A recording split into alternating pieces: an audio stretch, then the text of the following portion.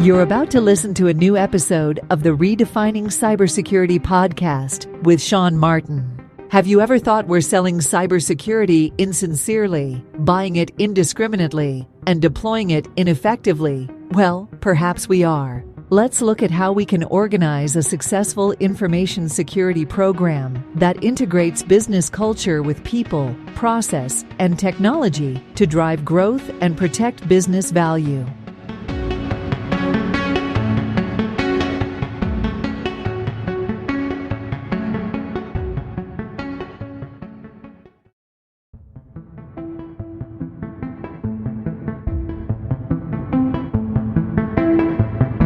Imperva is the cybersecurity leader whose mission is to protect data and all paths to it with a suite of integrated application and data security solutions. Learn more at imperva.com.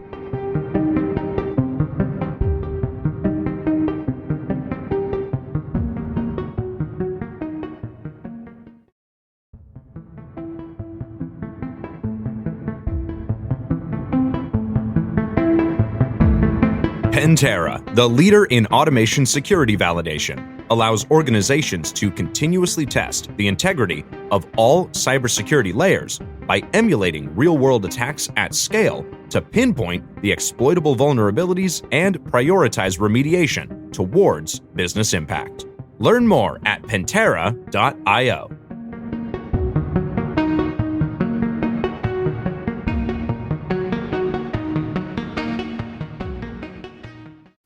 Here we are. You're very welcome to a new episode of Redefining Cybersecurity on ITSP Magazine. I am still Sean Martin, host of the show, and I still get to talk to all kinds of cool people about all kinds of cool things. You may have seen a ton of stuff coming out from Black Hat, and I'm always interested in the technical research-driven stuff. And funny enough, a couple of the chats that popped up for me as interesting topics are related to measurement.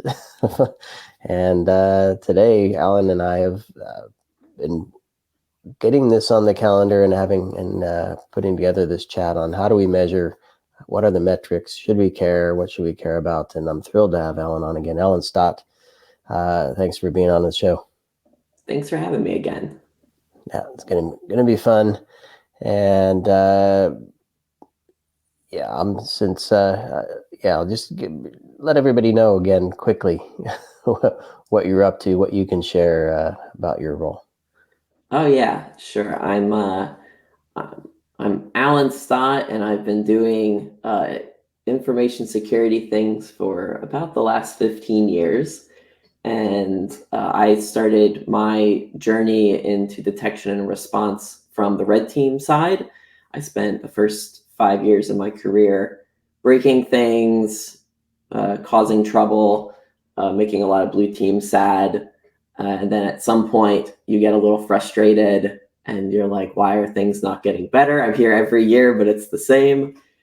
So I made that jump over to blue team side of the house and kind of just been there ever since. Started just doing general operations and kind of a little bit of everything, and have gone from being just an engineer, a jack of all trades for InfoSec, and then have slowly narrowed my scope into detection and response. I've done both engineering and senior management roles, and I like to wander between the two. I'm currently in engineering role, and I have a really cool role right now because I'm on a team that we call the technology leadership team. And what's really neat is that I get to work across a lot of different teams and help influence the technical direction that we're going, so that we can not only detect and respond quickly, but then go over to the other teams and figure out, okay, how could we have prevented this? How can we make this better?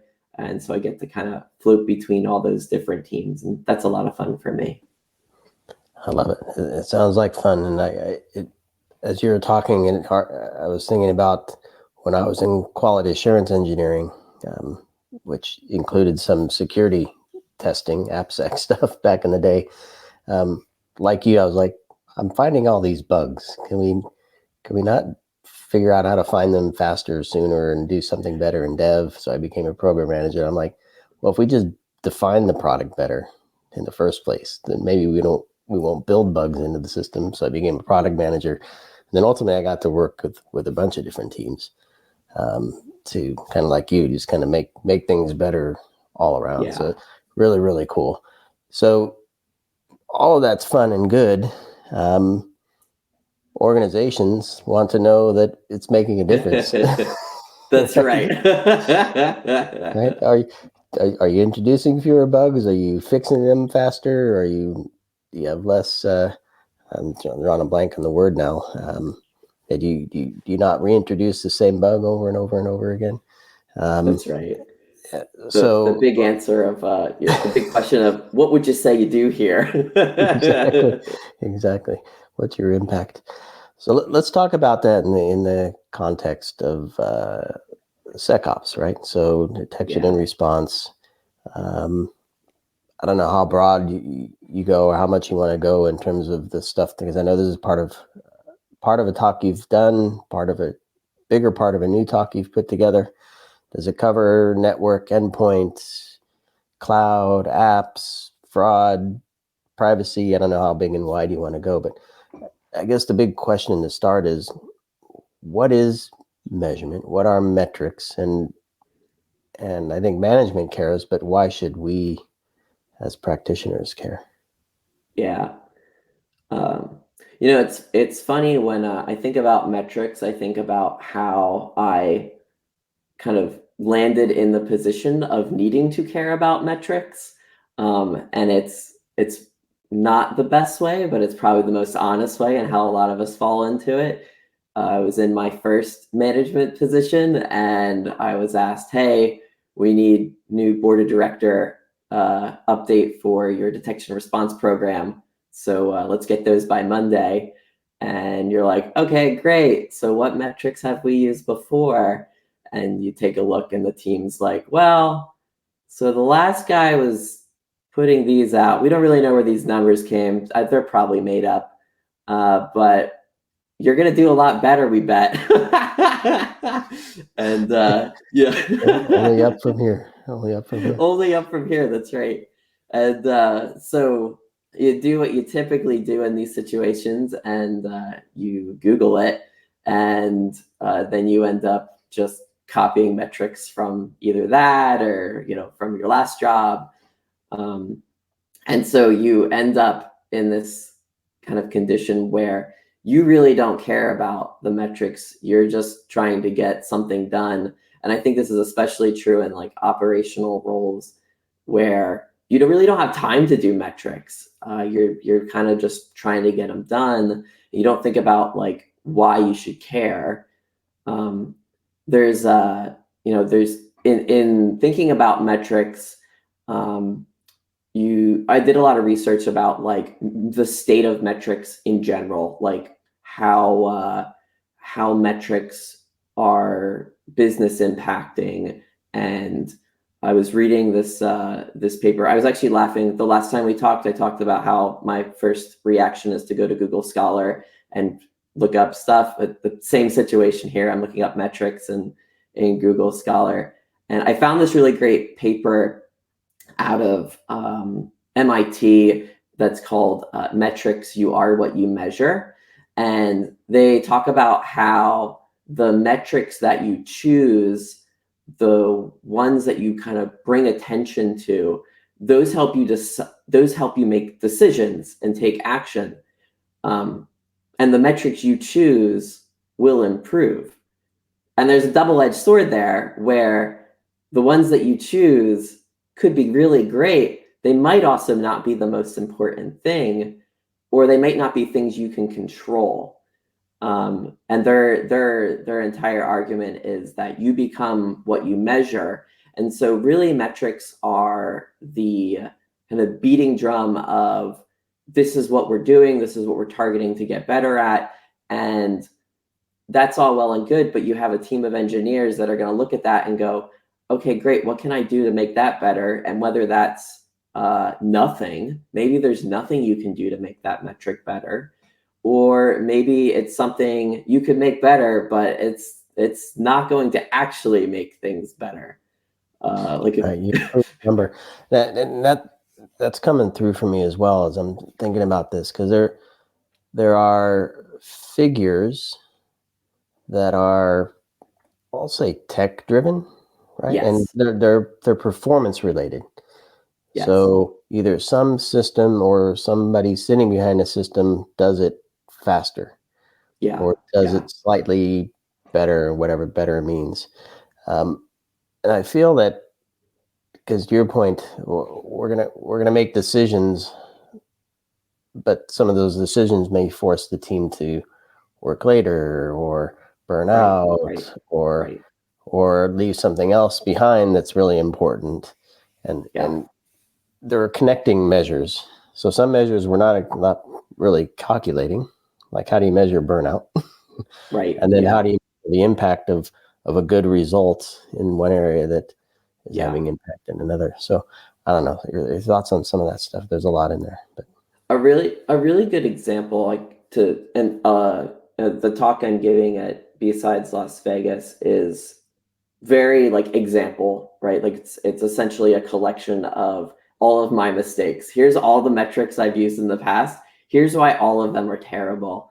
And I don't think I'm alone in a lot of these, because they mostly came from Google searches and previous jobs.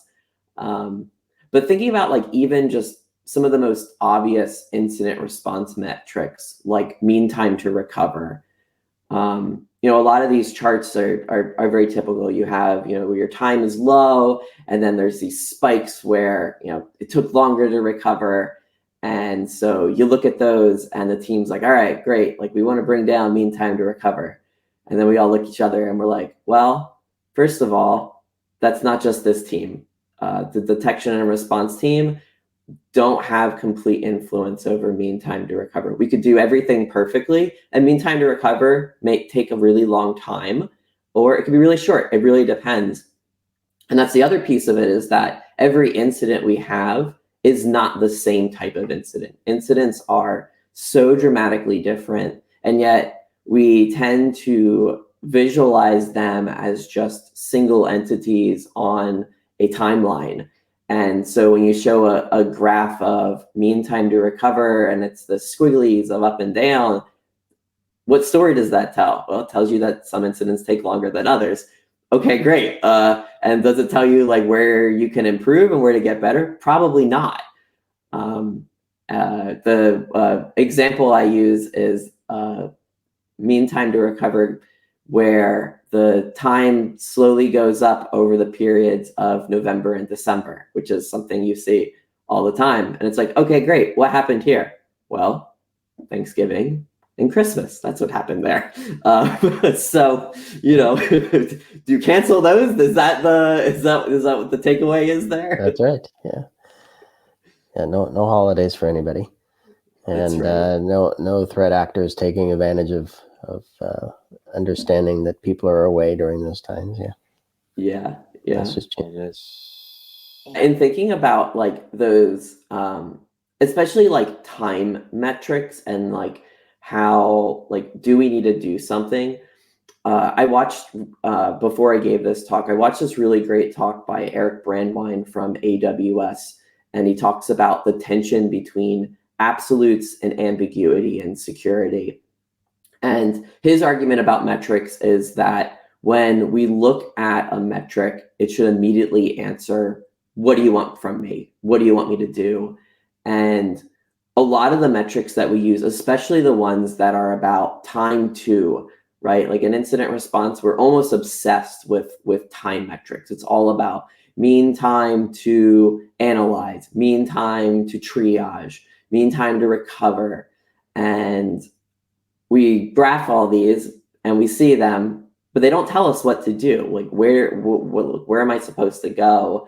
And so in thinking about this, and then thinking about incident response, one of the, I think, most powerful tools that I'm thinking about more and more incorporating and thinking about how to implement this is this concept of filtering out what you can't reduce right now. So if you have an incident and you know it's a ransomware incident, for example, and you're like, okay, great, I have this playbook for ransomware. I know this part of the playbook is going to take 2 hours. Well, sure, you can buy new capabilities, you can get tooling, but like right now, it's 2 hours. It's going to take 2 hours. Why include that time, right? Like if you know you can't improve it, you've done everything to make that better, then filter that out. That way, when you hit the parts of your incident response that you didn't calculate for or did actually take longer than you expected, and there's opportunities for improvement, those will spike on your metrics charts instead of, yeah, well, we know that takes that long. Great. Yeah, like that incident will take that long. We can't do anything about it. That way, when you look at it, your metric immediately tells you, hey, by the way, you had an incident in December and remediation was the big spike in it. You had one incident where it was a ransomware incident and it took 9 hours, and the playbooks, we estimate that it should only take like 4 hours. What happened there? Like, what is there room for improvement for that one? And that gives you like a specific incident type, specific playbook that you can actually go to, and an engineer's like, okay, cool. Like I can go look at that problem, like that I can answer to. Let me ask you this, because what you described entering the role, we need updated metrics. Let me see what we've done previously in terms of reporting. Let's see what data we have in terms of what we're doing now. And that generates something. And so I go back to my example of my change in roles where I said, well, maybe we define the product differently up front so that we know what we want, not just see what we get. Yes. So I'm wondering, have you uncovered anything where you can say, this is what we want to achieve? So maybe it's connected to business continuity or disaster recovery, or so in there is the definition of what we need, and within some boundaries of those requirements, we live, right? And if we pop out of that, then we're in trouble. Or maybe we want to shorten some of that stuff because we're entering a new market or we have big competitor. I don't know. So your thoughts on kind of defining what you need and working toward that versus here's how we've always done it. How can we squeeze a minute or two off of something that may or may not matter? Yeah.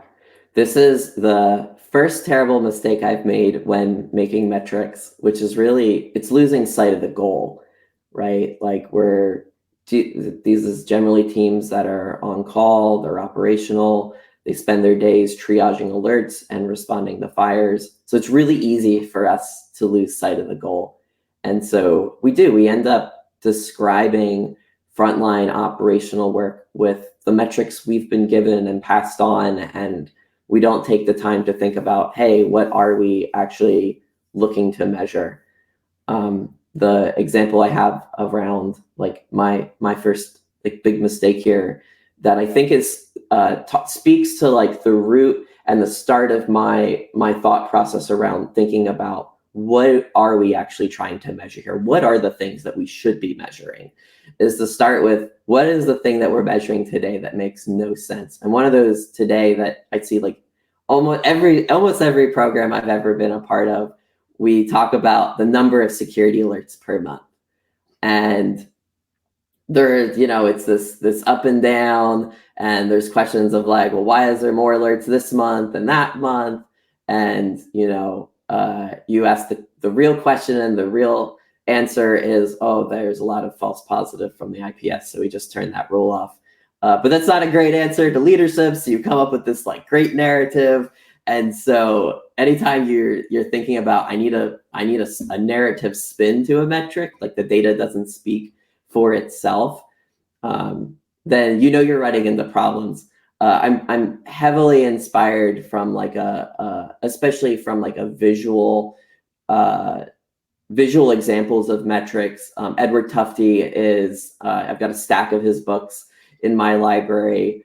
And And in both his book about envisioning information and the visual display of quantitative information, in both of those books, he talks about how, like, if you need a paragraph underneath your metric, you're already in trouble. Like, the visual should speak for itself. And so I took a step back and I said, okay, what am I actually trying to say with this metric that has, the number of alerts?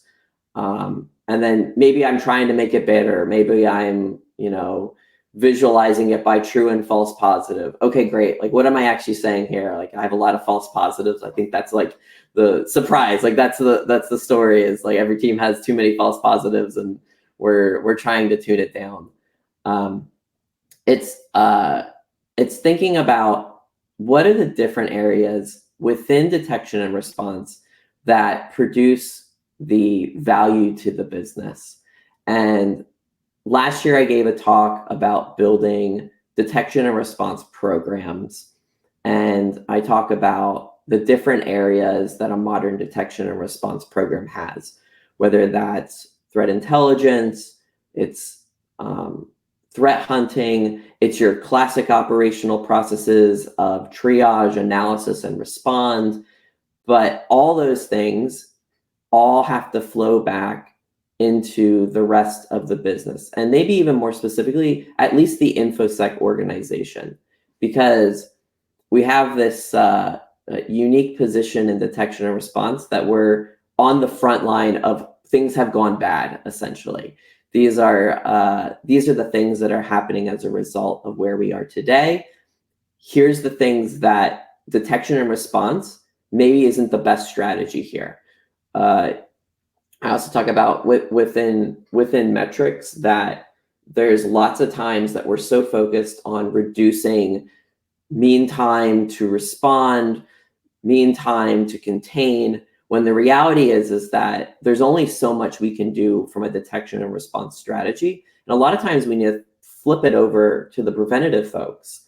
And that's why I really love the position I'm in today, because I can look and see, like, hey, what kind of incidents are we happening? What is causing the most problems? And how can other teams jump in here? Because they want to, they're just not always informed about those in a way that tells the story. We show these graphs of like all the alerts that are happening, and they look at it and go, okay, great. What action do you want me to take here?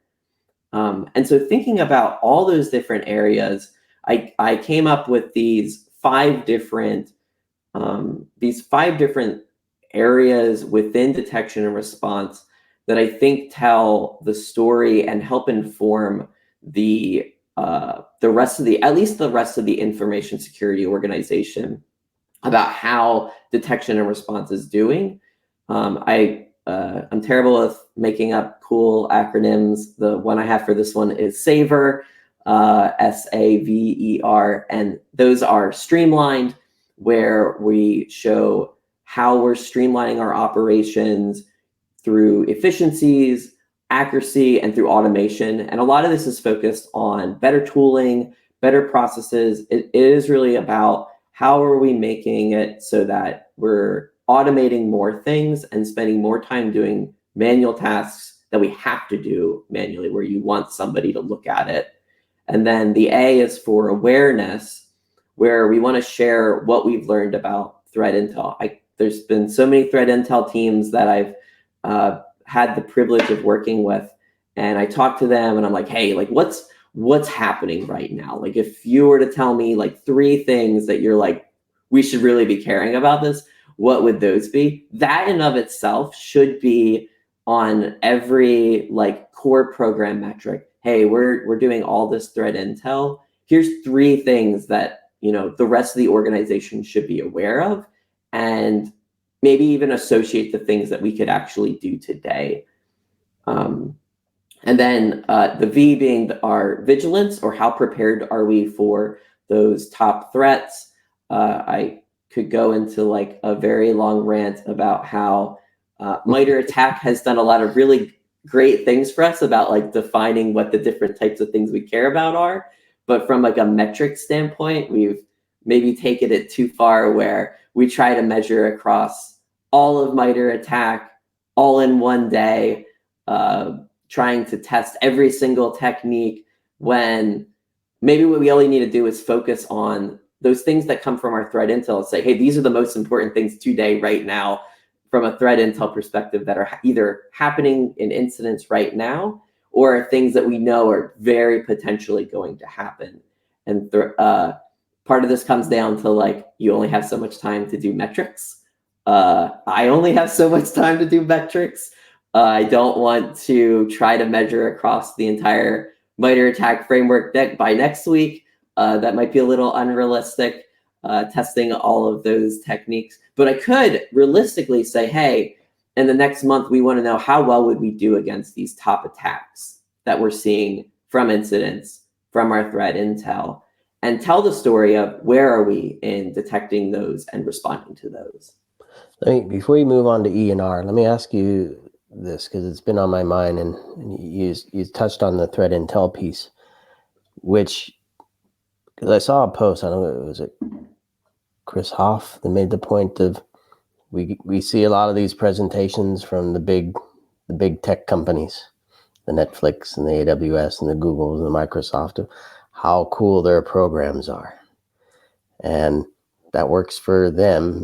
Maybe not even each other, but certainly not 95% of most organizations that don't have the money and the staffing and the ability to kind of have a threat intel team and all these different organizations within the InfoSec program. So how does maturity change? Because one metric might work for a small team, but then as they mature, make no sense, because they have better data and knowledge and a team and processes and stack to support getting different measurements. So I don't know. I'm sorry for inserting between the V and the E here, but how does that picture look from your perspective? Yeah, it's something I get asked a lot, actually, from even the last talk, which is, because in my last talk, I talk about how important threat intel is to a detection and response program, right? Like it really should help us define what's the most important thing we should be working on. And the question that always comes to me is like, cool, we're like two people. So what do we do? Or maybe you're one person and that's like the entire IT, like maybe you're a small business and you have maybe, a quarter of a contractor that's your InfoSec team. I think that's the reality for a lot of businesses. And in those cases, it's almost more important that you have at least a general idea of what things you care about the most from a threat perspective. Because again, your threat intel is there to help raise awareness, but it's also there to set your scope. And so when you're looking at, what technology investments do I need to make? What things should I care about the most? That's where threat intel comes into play. And I always say, don't overthink it. You could do it in a day, especially with how much of this data is, I think, publicly available. I don't think you don't have to have, all of the threat intel subscriptions.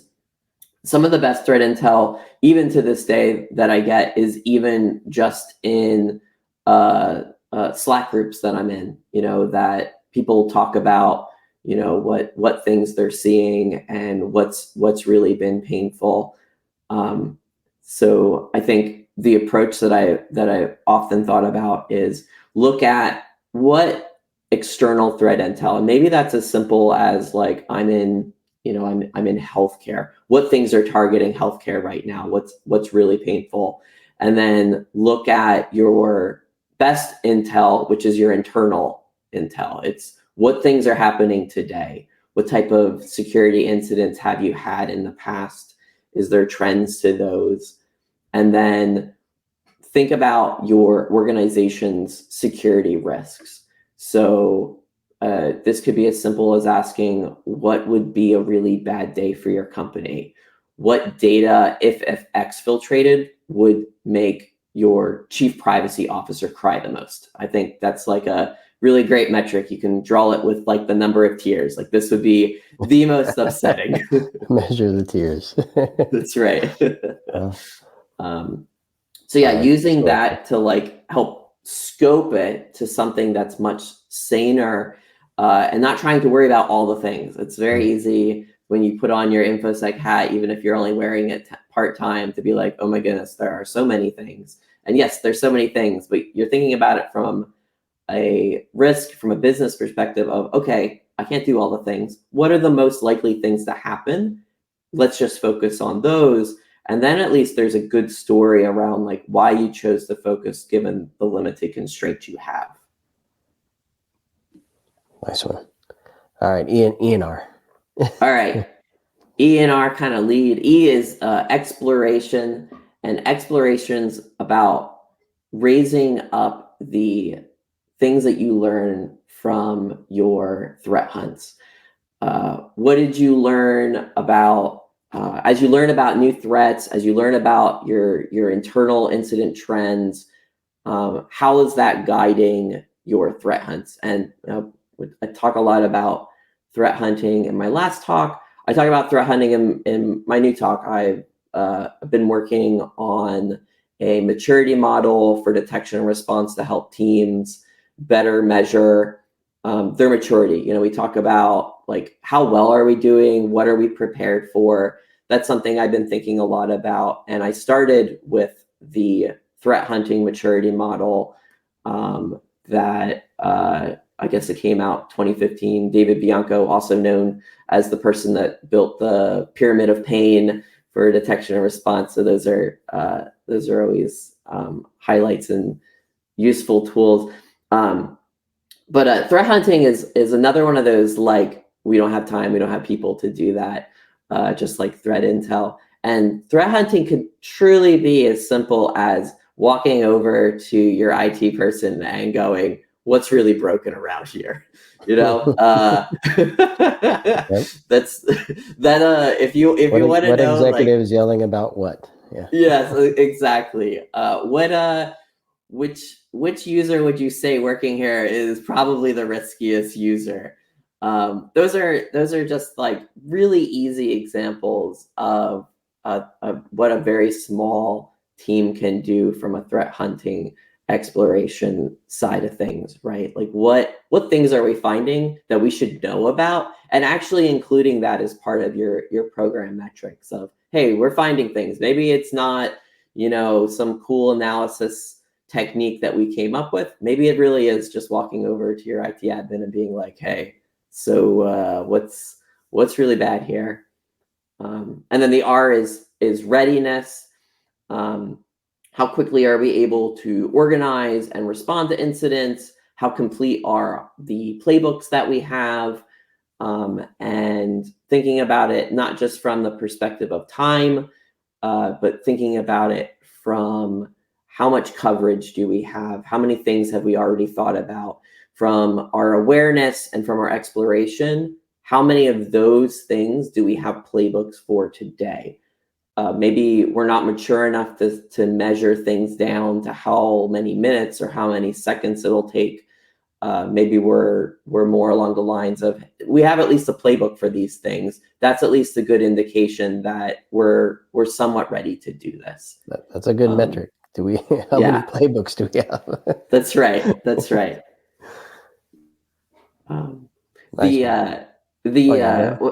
In thinking about like all of these like different areas that you could measure, the most important thing is that a lot of times, because we are just carrying along the metrics that we've already had, and we end up making a lot of metrics, actually.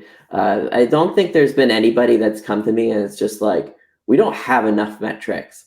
I mean, a lot of times they say we don't have enough good metrics, but usually the conversation is, I get asked to make lots of metrics. My boss is asking for a metric for this. My boss is asking for a metric to that. And we really need to start pushing back on this need to understand things that maybe don't make the most sense. The idea here is that we are telling a story about like what things actually matter. And I think that by using a framework like this, that goal is to talk about what our objective as detection and response is, what value we provide. And so if we can't tie a metric back to one of these areas, then the real question is like, what question are we trying to answer with this metric, right? Like a lot of times the metrics we get asked to make, we don't ask like, what, like, well, what are you trying to figure out here? Because a lot of times if we had just asked, what are we trying to answer with this? You know, what question do you have that's not being answered today? Because I think that if we can be a lot smarter in the metrics that we build and choose, the lot fewer metrics we can have, so we can be a lot more targeted and focused on the metrics we create today. I love it. I love it. Well, we're at pretty much 35 minutes here. I wanted to ask, because Marco's not here to say no more one more question from you, Sean. So you went through Saver, and is that the framework that you're working on, or is there something beyond that? Yeah, that's the framework. That's a big part of it. There is more beyond it. With the talk that I'm giving, this is your starting place, but then it's like, okay, cool, but I actually have to build metrics now. And so I have more details around like, great, how do we build them? What questions do I need to ask? What components make up a good metric? And then I share the maturity model I've been working on called the threat detection and response maturity model, and talk about how you can measure across 3 pillars: observability, proactive threat detection, and rapid response, to talk about not just like how your day-to-day performing from a metric perspective, but how your overall program is maturing or not maturing based on the projects and work and technologies you're choosing. So that's a big part of the talk I'll be giving at B-Sides Las Vegas. Nice one. Well, I'll see if I can't push this up the production schedule so people hear it before B-Sides and all the fun times at Hacker Summer Camp. You'll be a Diana initiative as well, so people. Yeah, if you miss me at B-Sides Las Vegas, I am speaking at Blue Team Con in Chicago the weekend of September 7th. So I'm excited. I haven't been to that one before, but it looks like it's going to be a lot of fun too. Nice. The Windy City will blow some metrics around there. All right.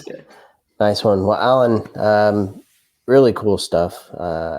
Hopefully you'll join me again. I mean, any of those topics, maturity, the deeper dive in the framework, how to build a collection of metrics. I mean, we did a nice overview today, but if you want to come back and talk more about any of those other points, you're always very welcome, my friend. Thanks. Sounds like fun. Metrics. Yeah. Whoever said fun. I know. Deeper dives in the metrics. Yeah, I have the fortune sometimes to teach security analytics class, which is all about taking data, turning it into stories, right? That's right. Primarily, we look at it from a driving business decision perspective. These are all MBA students, but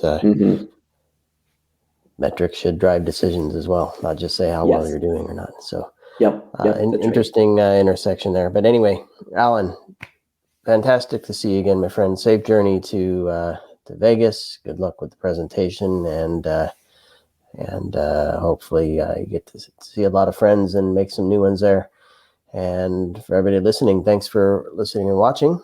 And hopefully this sheds some light on maybe how you're creating or not creating or over creating and not measuring and not utilizing metrics properly, or at least appropriately for your organization. So feel free to contact me, contact Allyn, and hopefully we'll have more conversations on this topic. So stay tuned, subscribe, share with your friends and enemies, and we'll see you on the next one. Thanks again, Allyn. Thank you.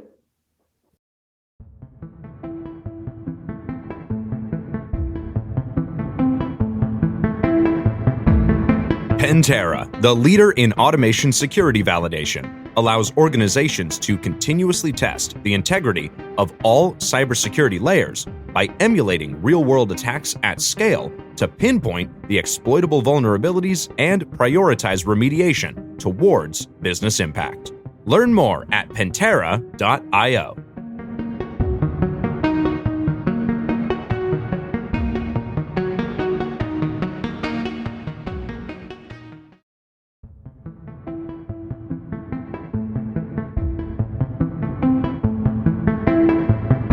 Imperva is the cybersecurity leader whose mission is to protect data and all paths to it with a suite of integrated application and data security solutions.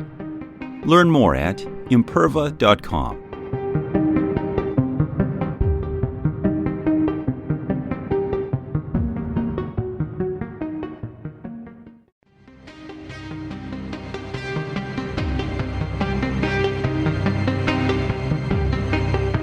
We hope you enjoyed this episode of the Redefining CyberSecurity Podcast with Shawn Martin. Please take a moment to rate the show and leave a comment. And remember to share the Redefining CyberSecurity Podcast with your friends, family, and colleagues. Come back for more conversations and follow Shawn Martin as he continues his journey towards redefining cybersecurity.